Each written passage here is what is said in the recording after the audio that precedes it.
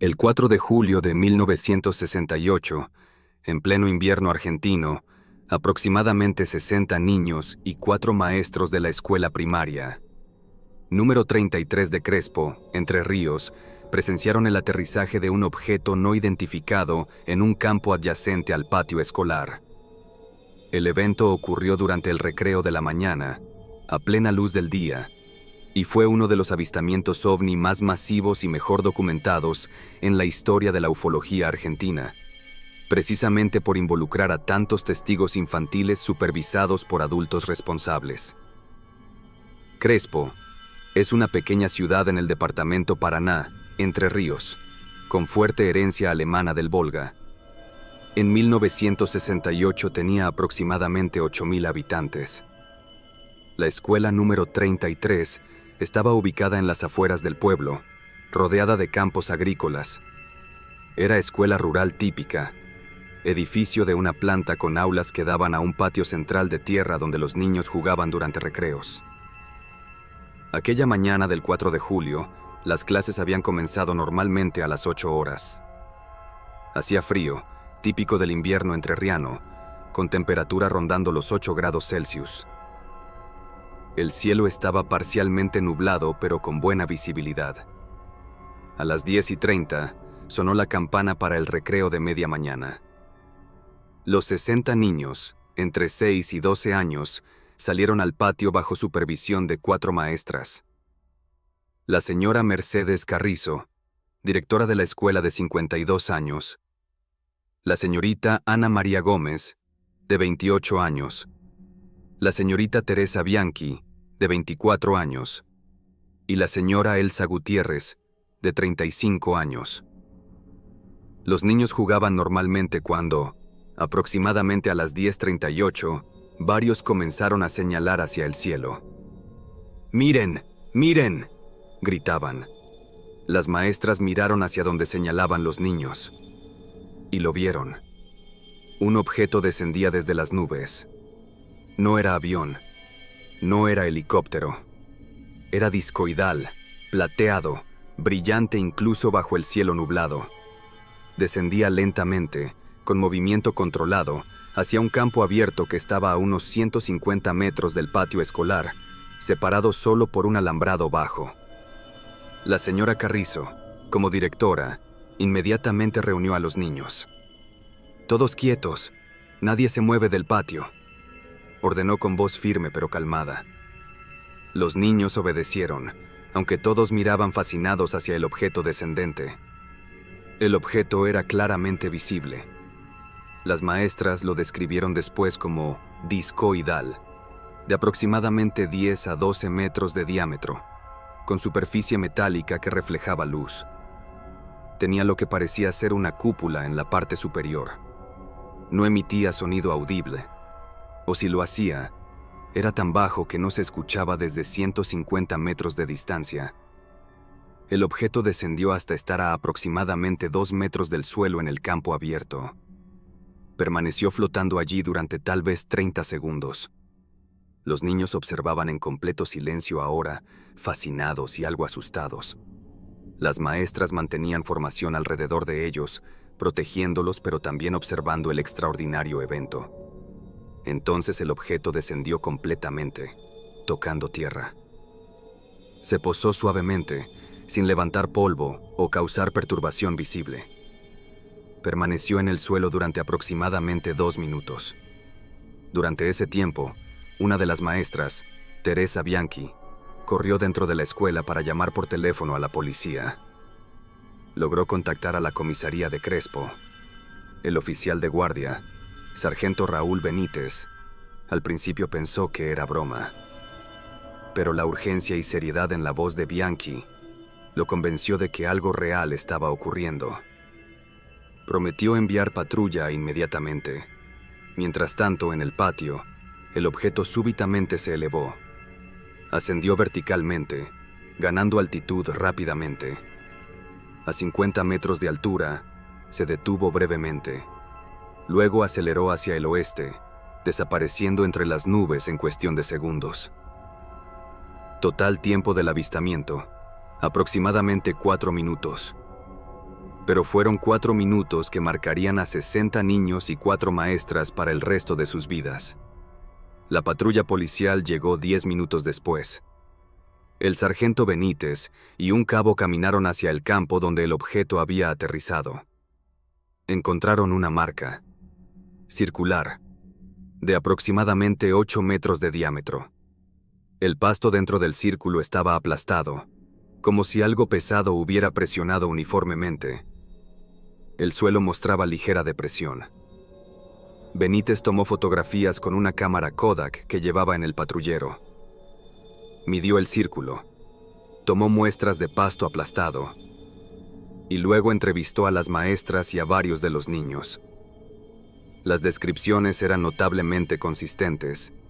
Todos describían objeto discoidal, plateado, silencioso.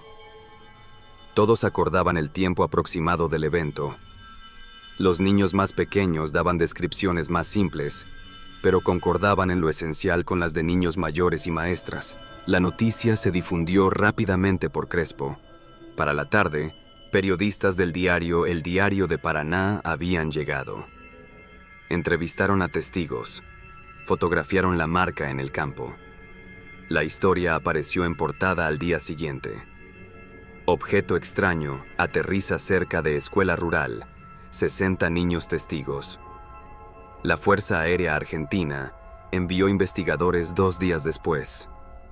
Un equipo de 3 oficiales llegó el 6 de julio. Inspeccionaron la marca en el campo. Entrevistaron separadamente a cada una de las 4 maestras. Entrevistaron a una muestra de 15 niños, seleccionados aleatoriamente de diferentes edades y grados.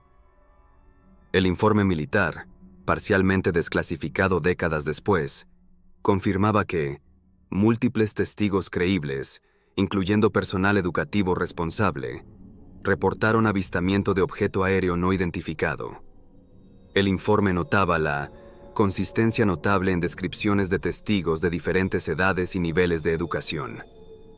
Sin embargo, no ofrecía conclusiones sobre la naturaleza u origen del objeto. Las maestras enfrentaron escepticismo inicial de algunas autoridades educativas. La supervisora regional de escuelas visitó la escuela número 33 una semana después del incidente, preocupada de que las maestras hubieran alarmado innecesariamente a los niños. Pero después de entrevistar a las maestras y revisar la evidencia fotográfica y reportes policiales, la supervisora reconoció que algo extraordinario había ocurrido y que las maestras habían actuado apropiadamente al proteger a los niños mientras documentaban el evento.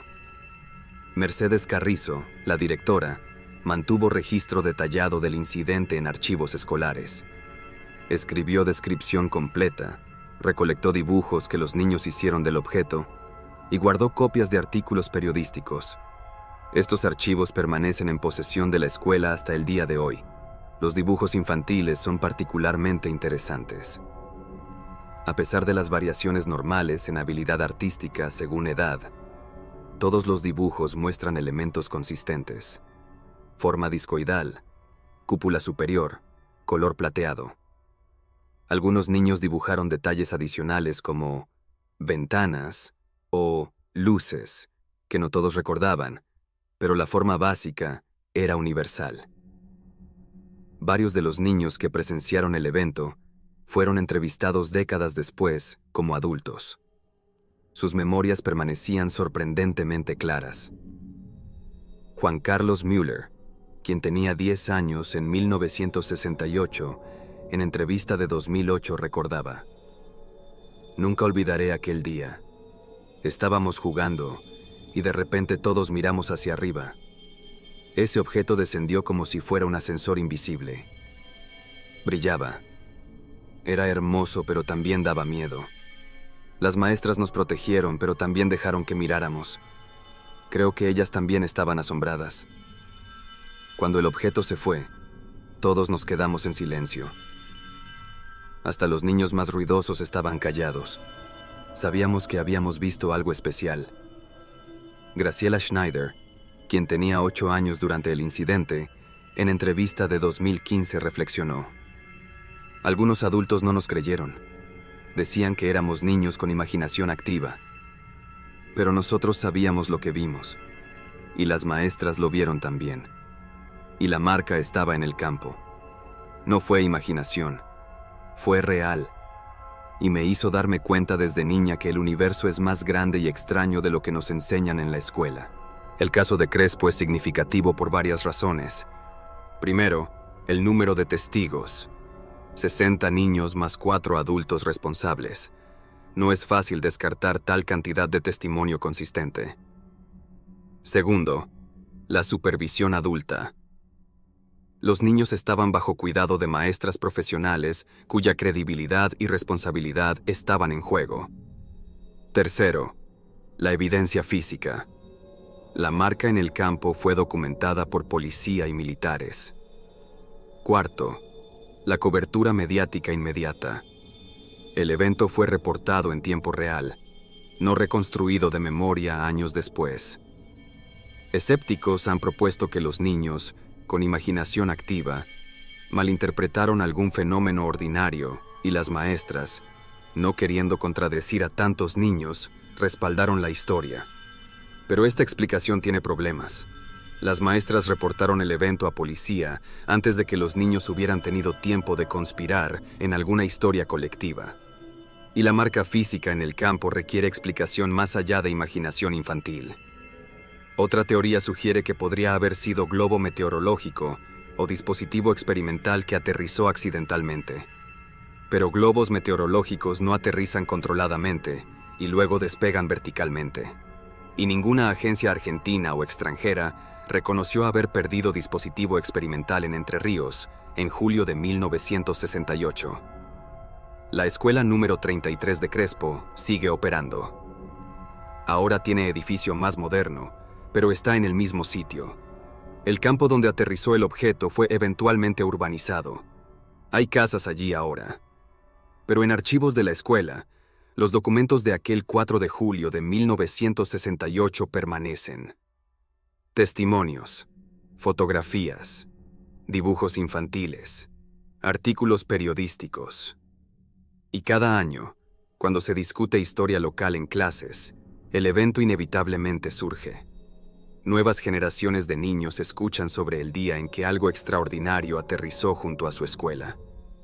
Algunos creen, otros son escépticos, pero todos reconocen que sus maestros y estudiantes de 1968 vieron algo que marcó la historia del pueblo. Mercedes Carrizo, la directora que manejó el incidente con tal profesionalismo, murió en 1995 a los 79 años. En su funeral, varios de sus exalumnos compartieron memorias. Uno mencionó el incidente OVNI. Otro exalumno, ahora médico, comentó: "La señora Carrizo nos enseñó muchas cosas, matemáticas, historia, pero aquel día de julio nos enseñó algo más importante, que a veces la realidad supera lo que esperamos, y que cuando vemos algo extraordinario, debemos observar cuidadosamente, reportar honestamente, y nunca dejar que otros nos convenzan de que no vimos lo que sabemos que vimos". El 4 de julio de 1968 permanece como uno de los casos OVNI más documentados de Argentina. No por ser el más espectacular, sino por involucrar a tantos testigos jóvenes e impresionables, supervisados por adultos responsables, todos viendo lo mismo, al mismo tiempo, durante el día. 60 niños no inventan la misma historia espontáneamente. 4 maestras no arriesgan sus carreras respaldando fantasía colectiva. Y marcas físicas no aparecen sin causa. Algo aterrizó en Crespo aquel día de invierno. Algo que 60 niños y 4 maestras nunca olvidaron. Algo que les mostró que el mundo es más amplio, más misterioso y más maravilloso de lo que los libros de texto admiten. Y que a veces, durante el recreo escolar, en un pueblo tranquilo de Entre Ríos, el universo decide enseñar una lección que ningún currículo incluye. Una lección sobre asombro, sobre misterio y sobre la certeza de que hay cosas entre el cielo y la tierra que aún no comprendemos, y que 60 niños de Crespo vieron con sus propios ojos. Esa mañana de 1968, cuando el recreo se convirtió en encuentro con lo inexplicado.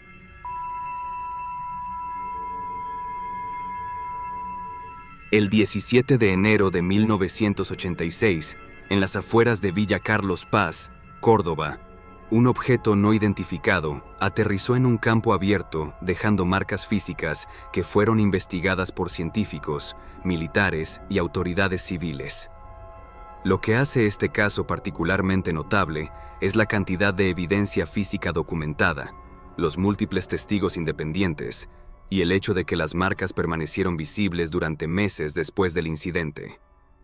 Villa Carlos Paz es una ciudad turística en las sierras de Córdoba, a unos 36 kilómetros de la capital provincial.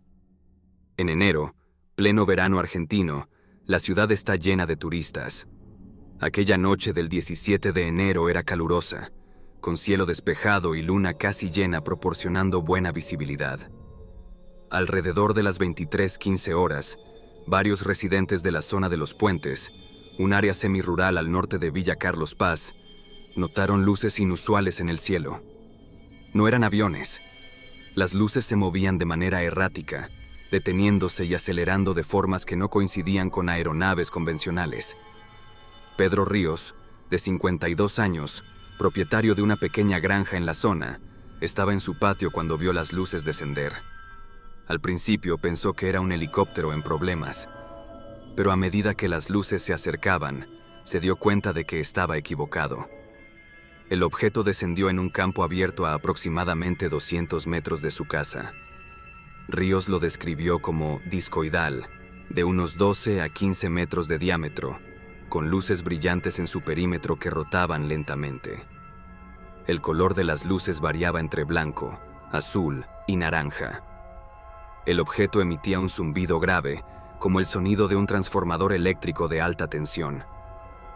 Ríos llamó a su esposa Rosa y a sus 2 hijos, Marcelo de 19 años y Laura de 16. Los 4 observaron desde el patio mientras el objeto permanecía flotando a unos 2 metros del suelo durante aproximadamente 3 minutos. Luego descendió completamente, tocando tierra. En ese momento, las luces se apagaron casi por completo, dejando solo un brillo tenue desde la parte inferior del objeto. Durante 5 minutos, permaneció en el suelo, inmóvil. La familia Ríos, asustada pero fascinada, no se atrevió a acercarse. Entonces, tan súbitamente como había aterrizado, el objeto se elevó. Las luces intensificaron, rotando más rápido. Ascendió verticalmente a gran velocidad, desapareciendo en el cielo nocturno en cuestión de segundos. Ríos no esperó hasta el amanecer. Tomó una linterna potente y caminó hacia el lugar donde el objeto había estado. Lo que encontró lo hizo llamar inmediatamente a la policía. En el suelo había 3 marcas, circulares, profundas, dispuestas en triángulo equilátero perfecto.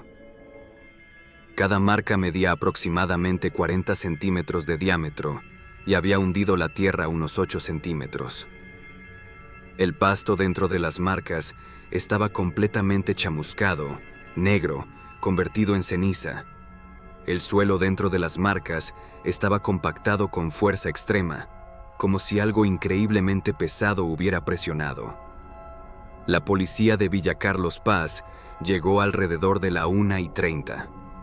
El oficial Héctor Gómez tomó fotografías con una cámara Polaroid que llevaba en el patrullero. Midió las marcas, tomó muestras de suelo y pasto chamuscado, y confirmó que algo físico había estado allí. Al día siguiente, las noticias del aterrizaje se habían difundido. Periodistas llegaron. Curiosos invadieron la propiedad de Ríos. Pero también llegaron investigadores serios.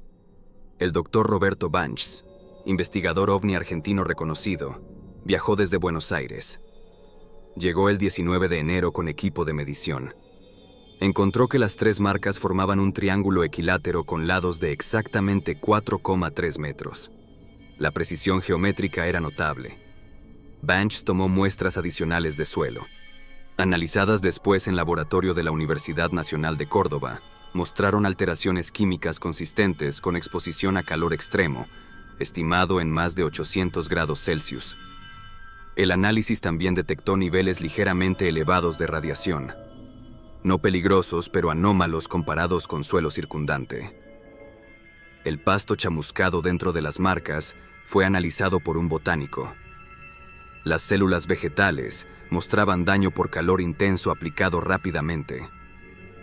No era quemado gradual como por fuego normal, sino calor súbito e intenso. Lo más intrigante fue lo que encontraron debajo de la capa superficial.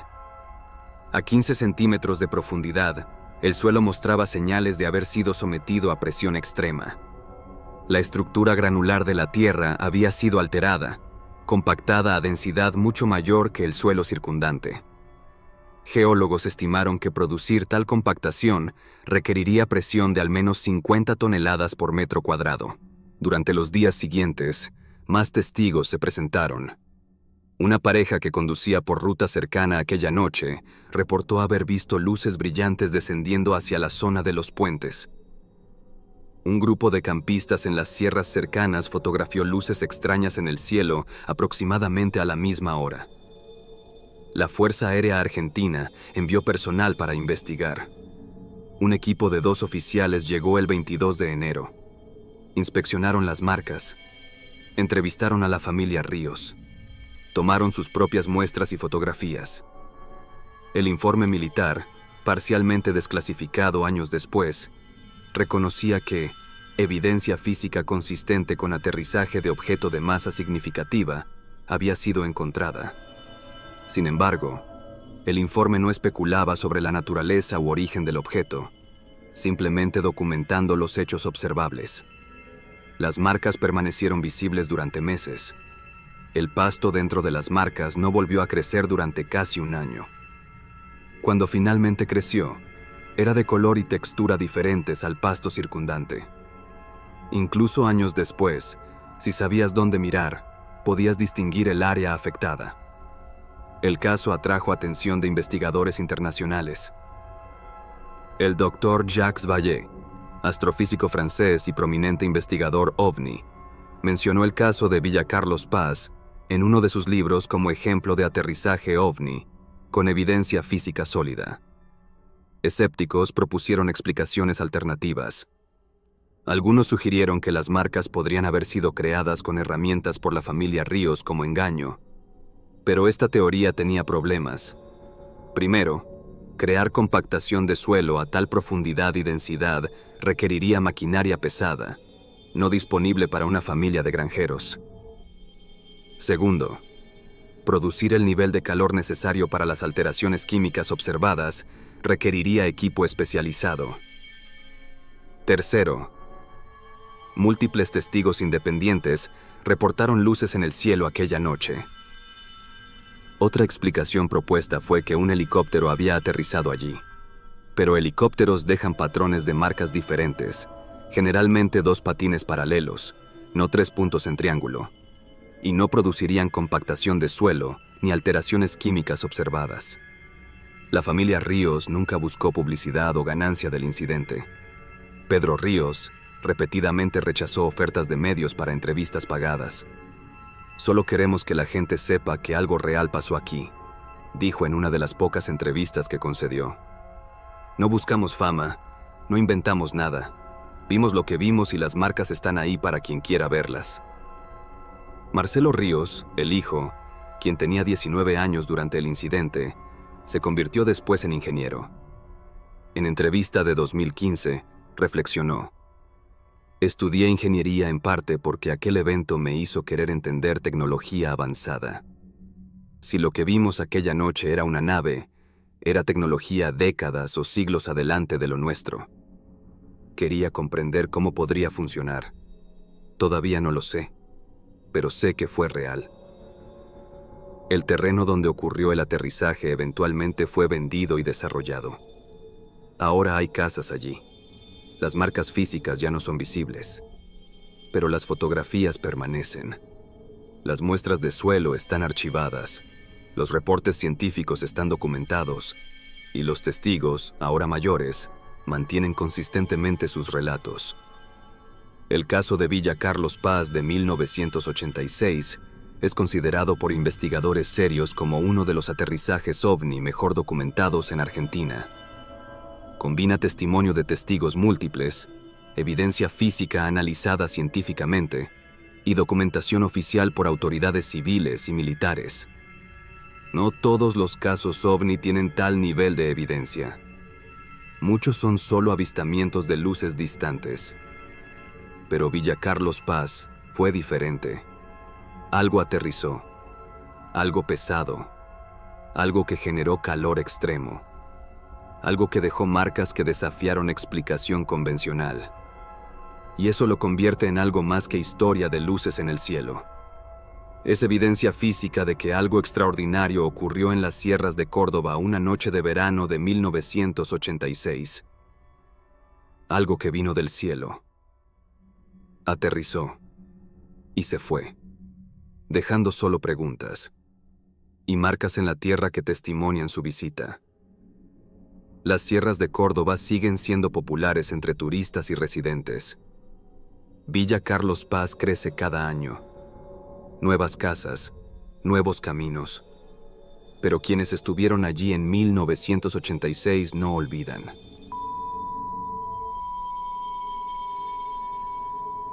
El 31 de julio de 1988, el vuelo AR-674 de Aerolíneas Argentinas, un Boeing 737 que cubría la ruta Bariloche-Buenos Aires, experimentó un encuentro cercano con un objeto no identificado que siguió a la aeronave durante más de 20 minutos. El incidente fue presenciado por la tripulación completa, detectado por radar y documentado en comunicaciones oficiales con control de tráfico aéreo. Se convirtió en uno de los casos ovni de aviación comercial más serios y mejor documentados de Argentina. El vuelo había despegado del Aeropuerto Internacional de San Carlos de Bariloche a las 20:35 horas con 103 pasajeros a bordo. El capitán Jorge Polanco, de 48 años y con 23 años de experiencia volando, comandaba la aeronave. Su copiloto era el primer oficial Gustavo Bota, de 32 años. El ingeniero de vuelo era Daniel Márcico, de 39 años. Tripulación experimentada, profesional, que había volado juntos numerosas veces. Las condiciones meteorológicas eran excelentes. Cielo despejado, visibilidad ilimitada, sin turbulencia. Vuelo programado de 2 horas y 5 minutos hasta Aeroparque Jorge Newbery en Buenos Aires, todo rutinario. El Boeing alcanzó altitud de crucero de 11.000 metros sobre la Patagonia Argentina aproximadamente a las 21:05. Los sistemas funcionaban perfectamente. Pasajeros dormían o leían. Tripulación monitoreaba instrumentos en la cabina iluminada solo por los displays verdes y ámbar de los paneles. A las 21:22, Bota notó algo por la ventana izquierda de la cabina. Una luz, brillante, blanco-azulada, a la misma altitud aproximada que el Boeing, volando en paralelo a tal vez 1 kilómetro de distancia. «Capitán, tenemos compañía a las 9», reportó Bota, usando terminología de reloj para indicar posición. Polanco miró. Confirmó. Había un objeto luminoso volando paralelo a ellos. Inmediatamente contactó control de tráfico aéreo. Centro Neuquén. Habla Aerolíneas 674. Tenemos tráfico visual no identificado a nuestra izquierda, misma altitud aproximada. ¿Confirman contacto en radar? La respuesta del Centro de Control de Área Neuquén tardó unos segundos. Aerolíneas 674, afirmativo. Tenemos contacto en radar en su sector. Sin transponder, sin identificación. Intenten comunicación en frecuencia de emergencia. Polanco cambió a frecuencia internacional de emergencia 121.5 MHz. Tráfico no identificado volando paralelo a Aerolíneas 674. Identifíquese, por favor. Silencio. Ninguna respuesta. El objeto mantuvo posición paralela durante 3 minutos. Luego comenzó a acercarse. no rápidamente sino deliberadamente, cerrando distancia gradualmente. Centro Neuquén. El objeto está aproximándose a nuestra posición. Distancia estimada ahora 500 metros. Entendido. Aerolínea 674. Monitoreamos. ¿Desean desvío? Negativo en este momento. Continuamos observación. Márcico había tomado binoculares de emergencia. Con magnificación, pudo ver más detalles del objeto. No es avión convencional. Es discoidal o esférico. Difícil determinar exactamente por el brillo. No veo alas, no veo cola, solo esa luz brillante. El objeto se posicionó a aproximadamente 300 metros del Boeing, manteniéndose en formación paralela. A esa distancia, los 3 tripulantes podían verlo claramente sin binoculares. El tamaño era difícil estimar, pero Polanco calculó que medía entre 10 y 15 metros de diámetro. Durante 5 minutos, objeto y Boeing volaron juntos, como si el objeto estuviera escoltándolos o estudiándolos. El comportamiento era intencional, no aleatorio. Entonces el objeto hizo algo inquietante. Se movió hacia adelante del Boeing. Acelerando suavemente, se posicionó directamente frente a la aeronave, a tal vez 500 metros de distancia. Centro Neuquén. Objeto ahora adelante de nosotros. Mantenemos velocidad de crucero 850 km por hora. Objeto igual a nuestra velocidad perfectamente. Aerolínea 674. Radar confirma. Contacto adelante de su posición. Velocidad coincide con la suya. Polanco consideró sus opciones. El objeto no mostraba comportamiento amenazante. No había interferencia con sistemas del avión. Pasajeros no parecían haber notado nada inusual. Decidió continuar vuelo normalmente, pero con alerta máxima. El objeto permaneció adelante del Boeing durante aproximadamente 8 minutos. Luego aceleró, pero no como avión normal. Pasó de 850 km por hora a una velocidad que los tripulantes estimaron en varios miles de kilómetros por hora en menos de 3 segundos. El objeto se convirtió en punto distante. Luego desapareció completamente del campo visual. Centro Neuquén. Objeto aceleró dramáticamente y desapareció. ¿Confirman en radar? Afirmativo. Aerolínea 674. Contacto aceleró fuera de nuestro alcance de radar. Velocidad estimada excede capacidades de aeronave conocida. Contacto perdido. La cabina quedó en silencio. Los 3 tripulantes se miraron. Polanco fue el primero en hablar. Todos vimos lo mismo, ¿correcto? No estoy alucinando. Bota y Márcico asintieron. Lo vimos. Y está en radar. Es real, confirmó Márcico. El resto del vuelo transcurrió sin incidentes. Aterrizaron en Aeroparque a las 22:43, 4 minutos antes de lo programado.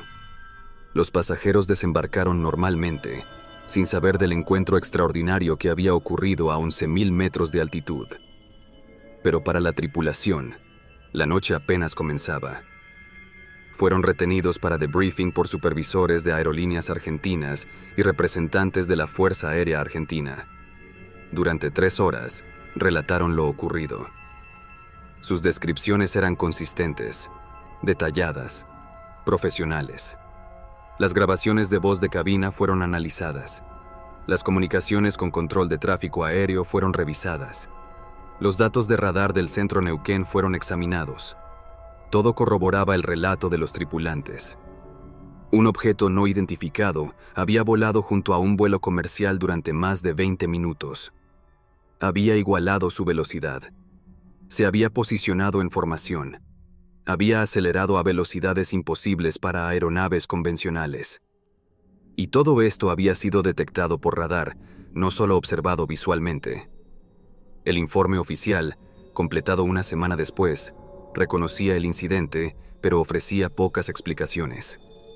Simplemente documentaba. Tripulación de vuelo. AR-674 experimentó encuentro con objeto aéreo no identificado. Objeto demostró capacidades de vuelo avanzadas. Naturaleza u origen del objeto, indeterminado. Aerolíneas Argentinas, preocupada por posibles repercusiones en confianza pública, instruyó a la tripulación que no discutieran el incidente con medios. No como censura, sino como política de compañía. Polanco, Bota y Márcico aceptaron, al menos públicamente. Pero entre la comunidad de pilotos argentinos, la historia circuló. Varios pilotos contactaron a Polanco privadamente, compartiendo que ellos también habían tenido encuentros similares durante vuelos nocturnos. Uno describió objetos siguiendo su avión sobre los Andes en 1985. Otro reportó luces extrañas cerca de su aeronave durante vuelo a Ushuaia en 1987. El patrón sugería que encuentros ovni en aviación comercial argentina eran más frecuentes de lo públicamente reconocido, pero sistemáticamente subreportados por temor a ridículo profesional o consecuencias laborales. En 1995, 7 años después del incidente, un periodista de investigación, Marcelo Morales, logró entrevistar a Polanco después de que el piloto se retirara. Polanco habló con cautela pero honestidad. Fui piloto durante 30 años. Volé millones de kilómetros. Y en todos esos años, solo una vez vi algo que no pude explicar. Aquella noche de julio de 1988, algo voló junto a mi avión. Algo que no era avión convencional. Algo con capacidades muy superiores a cualquier tecnología que conozco. No sé qué era. No sé de dónde venía, pero sé que fue real. Mi copiloto lo vio. Mi ingeniero de vuelo lo vio. El radar lo detectó. Las comunicaciones están grabadas. No es imaginación. No es histeria. Es hecho documentado. Bota, el copiloto, también eventualmente habló en entrevista de 2003. Su relato coincidía completamente con el de Polanco. Sin discrepancias, sin embellecimientos añadidos con los años, solo descripción técnica de lo observado. Como pilotos, estamos entrenados para identificar aeronaves. Conocemos cómo se ven aviones comerciales, militares, helicópteros, incluso globos meteorológicos a distancia. Lo que vimos no encajaba en ninguna categoría conocida. La forma era diferente, el comportamiento era diferente. La capacidad de aceleración era imposible para tecnología de 1988. Incluso ahora, en 2003, no conozco ninguna aeronave que pueda acelerar de 850 a 5.000 kilómetros por hora en 3 segundos. Márcico, el ingeniero de vuelo, falleció en 2001 sin haber hablado públicamente del incidente. Pero según colegas, ocasionalmente mencionaba aquella noche en conversaciones privadas, siempre con tono de asombro que no había disminuido con los años. El caso del vuelo AR-674 es significativo porque involucró a profesionales de aviación entrenados específicamente para identificar y evaluar aeronaves. No fueron testigos casuales. Fueron expertos cuya credibilidad profesional dependía de juicio preciso y reportes confiables. Y estos expertos, usando instrumentos de vuelo profesionales y corroboración de radar terrestre, observaron algo que violaba principios conocidos de aerodinámica. Algo que podía igualar velocidad de avión comercial durante 20 minutos. Luego acelerar a velocidades que pulverizarían cualquier estructura conocida. La Fuerza Aérea Argentina mantiene archivo del incidente. Investigadores que han solicitado acceso mediante libertad de información han recibido versiones parcialmente redactadas del informe. Las partes no redactadas confirman lo básico. Objeto fue detectado. Encuentro ocurrió. Capacidades observadas exceden tecnología convencional. Las partes redactadas, presumiblemente, contienen análisis o especulaciones que autoridades consideran sensibles. Polanco murió en 2010 a los 70 años. En su funeral, un compañero piloto dio eulogy mencionando el incidente de 1988. Jorge fue profesional ejemplar, piloto seguro, padre de familia y hombre que tuvo experiencia extraordinaria en los cielos que nos dedicamos a surcar. Experiencia que lo marcó, que le recordó que hay misterios en nuestro mundo que aún no comprendemos y que tal vez no estamos tan solos allá arriba como pensamos. El vuelo AR-674 sigue operando. No con el mismo número ahora, las rutas y numeraciones cambiaron con los años. Pero aviones de aerolíneas argentinas siguen volando de Bariloche a Buenos Aires. Pilotos siguen mirando por ventanas de cabina durante vuelos nocturnos. Y ocasionalmente, algunos ven cosas que no pueden explicar. Cosas que vuelan junto a ellos, que igualan su velocidad, que los observan y que luego aceleran y desaparecen, dejando solo preguntas. Preguntas sobre qué más comparte nuestro espacio aéreo, sobre qué tecnología permite tales capacidades y sobre si aquellos objetos son conscientes de nosotros, tanto como nosotros somos conscientes de ellos cuando deciden mostrarse. Los cielos sobre Argentina son vastos. Patagonia es inmensa. Los Andes son eternos. Y en esos cielos, en noches despejadas, hay más que aviones comerciales y estrellas. Hay algo más. Algo que pilotos como Polanco, Bota y Márcico vieron. Algo que radar detectó. Algo que comunicaciones oficiales documentaron. Y algo que nos recuerda que la aviación comercial, a pesar de décadas de experiencia y millones de vuelos, todavía encuentra lo inexplicado.